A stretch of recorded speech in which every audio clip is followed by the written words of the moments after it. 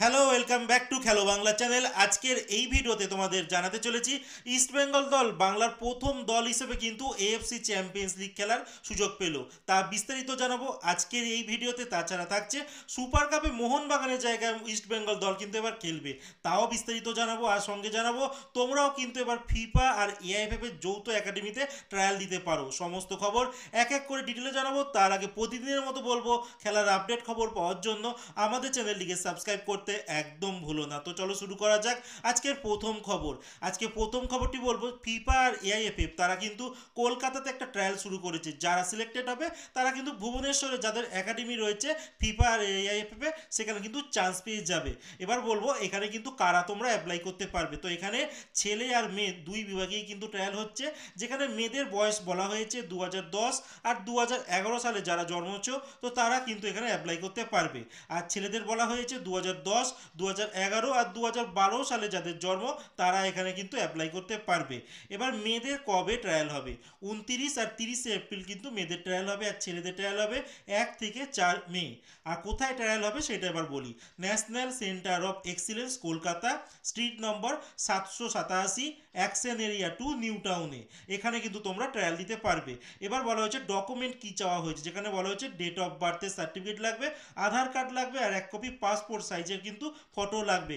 আর যাবতীয় ডিটেল আমি স্ক্রিনে দিয়ে দিয়েছি, তোমরা এখানে ভিডিওটা পজ করে কিন্তু দেখে নিতে পারো কি কি এরা চেয়েছে। তো এখানে যারা ট্রায়াল দেবে, যারা সিলেক্টেড হবে, তারা কিন্তু ভুবনেশ্বরে যে অবস্থিত যে এআইএফএফ আর ফিফার যে একাডেমি রয়েছে, সেখানে কিন্তু তোমরা চান্স পেয়ে যাবে প্র্যাকটিস করা। আর সেখানে যদি ভালো কিছু করে দেখাতে পারো, তাহলে ভবিষ্যতে কিন্তু ভালো ভালো ক্লাবে খেলার সুযোগ এসে যাবে। তো এই খবরটার পরে তোমাদের যে খবরটা বলবো সেটা হচ্ছে ইস্ট বেঙ্গলের মহিলা দল গতকালকে তারা মুখোমুখি হয়েছিল লাস্ট খেলায় আইডব্লিউএল মানে ইন্ডিয়ান ওমেন্স লিগের নিয়ম রক্ষার ম্যাচ ছিল, যা ইস্টবেঙ্গল নিজের ঘরের মাঠে গোকুলাম কেরালাকে কিন্তু 3-0 গোলে হারিয়ে দিয়েছে।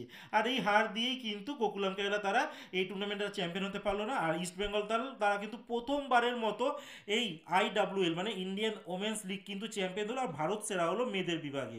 আর বলা যেতেই পারে ইস্টবেঙ্গল দল তারা প্রথম কোনো কলকাতার দল যারা কিন্তু এএফসি চ্যাম্পিয়ন্স লিগ ওমেন্সদের খেলবে। এর আগে জানি যে মোহনবাগান টিমও কিন্তু খেলেছে, কিন্তু মোহনবাগান যেটা খেলছে সেটা কিন্তু এফসির দ্বিতীয় সারি টুর্নামেন্ট। আর ইস্টবেঙ্গল লাস্ট যেটা খেললো মানে পুরুষ বিভাগে, তারা কিন্তু তৃতীয় সারি কিন্তু লিগটা খেলেছিল। বাট মহিলা বিভাগে কিন্তু কোনো ভারতীয় দল যদি বাংলা থেকে যদি কোনো মানে এফসির চূড়ান্ত পর্যায়ে খেলে, সেটা একমাত্র এখন ইস্টবেঙ্গলই খেলতে চলেছে, যেটা হচ্ছে এফসি ওমেন্স চ্যাম্পিয়ন্স লিগ। এরপরে যে খবরটি তোমাদের জানাবো, আগামীকাল থেকে দেখুন শুরু হয়ে যাচ্ছে, মানে 20 তারিখ থেকে শুরু হয়ে যাচ্ছে এই সুপার কাপ। আর সুপার কাপে কিন্তু মোহনবাগানের খেলা ছিল চার্চিল ব্রাদার্সের সঙ্গে, যেখানে চার্চিল ব্রাদার্স কিন্তু তারা খেলছে না, আর যার জন্য মোহনবাগান টিম কিন্তু পরের রাউন্ডে চলে গেছে।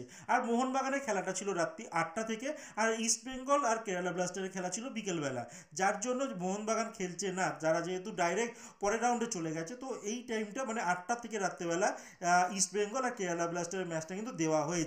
আর এই ম্যাচগুলো তোমরা কোথায় দেখতে পারবে? জিও হটস্টারে তোমরা লাইভ দেখতে পারবে মোবাইল থেকে, আর টিভিতে তোমরা স্টার স্পোর্টস 3 চ্যানেলে কিন্তু তোমরা লাইভ দেখতে পারবে। এবার যে খবরটি লাস্ট বলবো সেটা হচ্ছে ইস্টবেঙ্গল দল তারা কিন্তু একজন হায়দ্রাবাদ এফসির ব্রাজিলিয়ান একজন মিডফিল্ডারকে কিন্তু টার্গেট করছে, তার সঙ্গে ইনিশিয়াল কথাবার্তা চালাচ্ছে।